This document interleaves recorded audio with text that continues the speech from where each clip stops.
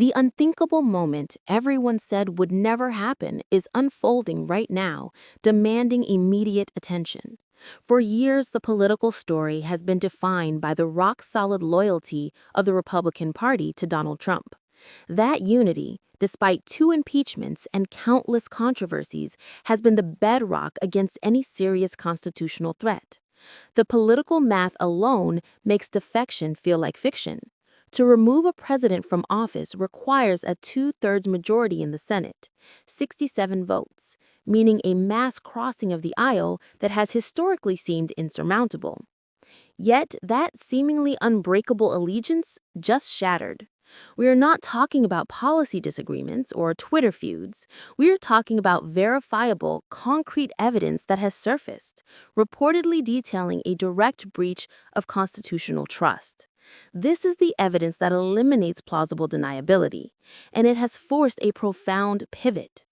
In the last 48 hours, 7 critical GOP senators just flipped, publicly breaking with the former president.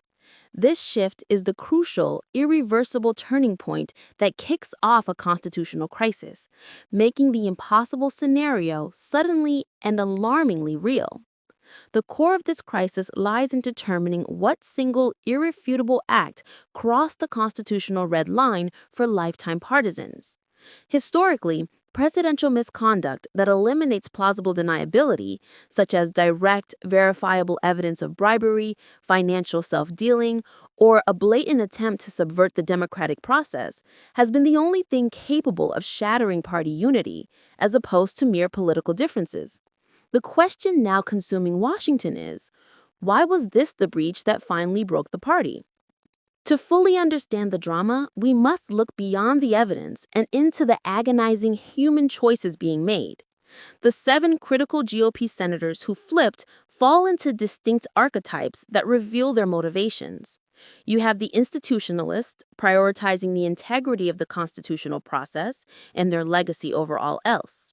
You have the swing state moderates, facing brutal re-election battles where unwavering loyalty has become an electoral liability. And you have the retiring conscience, those with nothing left to lose, finally emboldened to speak their mind. For each senator, this is a profound, career-ending move driven by a complex calculation of fear of losing, moral conviction, and a desperate bid to save the soul of their party. This makes the political defection deeply personal and elevates the drama into an existential fight. The immediate fallout from the 7 GOP senators' defections is an instant political implosion. Inside the party, chaos is the only operating principle. The political machine is jammed by internal conflict.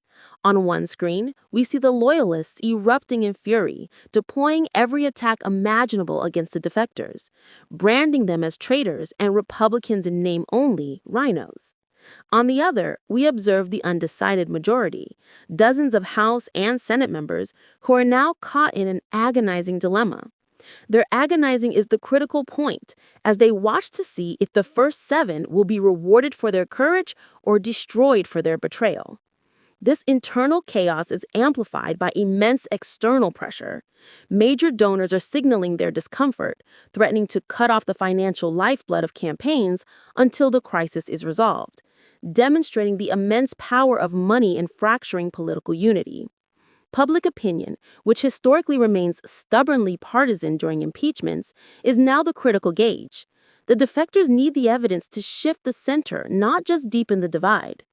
This combination of internal revolt and external financial electoral pressure turns the political environment into a pressure cooker. Finally, the formal process accelerates. The impeachment machine is now fully activated. House inquiries, once slow-moving, accelerate their timetable, subpoenas fly, and witnesses are called with urgent speed. The crisis is now formal, unavoidable, and demanding a swift, catastrophic resolution. The immediate drama of the vote quickly gives way to the devastating, long-term reality of party fracture. This is no longer a political disagreement.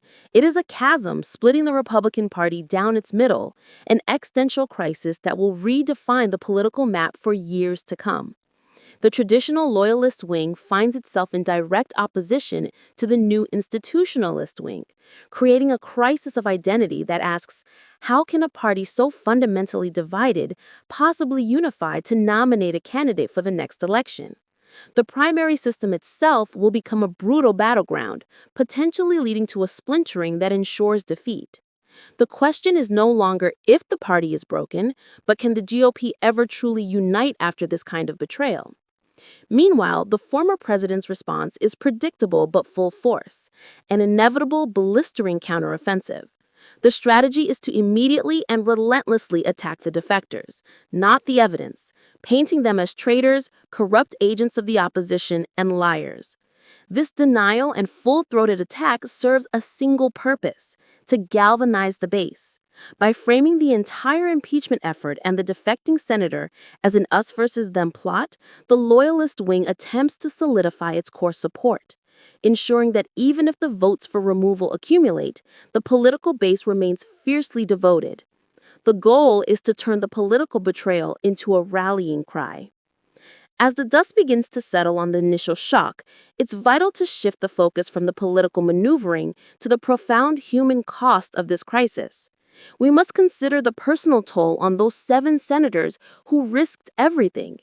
Imagine the difficult conversations with family, the threats to their security, and the agonizing weight of choosing between party loyalty and constitutional conscience. These are not abstract votes. They are career-ending decisions made under unimaginable scrutiny, transforming the political drama into a deeply empathetic human story. The integrity of any democracy rests on the willingness of its leaders to uphold foundational principles. And these moments of fracture test that premise to its absolute limit. In these turbulent times, your role as an informed citizen is paramount. The information landscape will be flooded with noise, partisan spin, and outright falsehoods designed to reinforce existing biases. Therefore, I urge you to commit to critical thinking. Actively seek out multiple, verified sources, fact-check claims relentlessly, and be aware of your own innate biases. This is a defining moment in political history, regardless of the final outcome of the impeachment proceedings. We will be here with immediate analysis and verifiable facts as this unprecedented event unfolds. Stay informed, stay critical, and let's navigate these turbulent waters together. If you found this helpful, please like this video and subscribe for more deep dive analysis.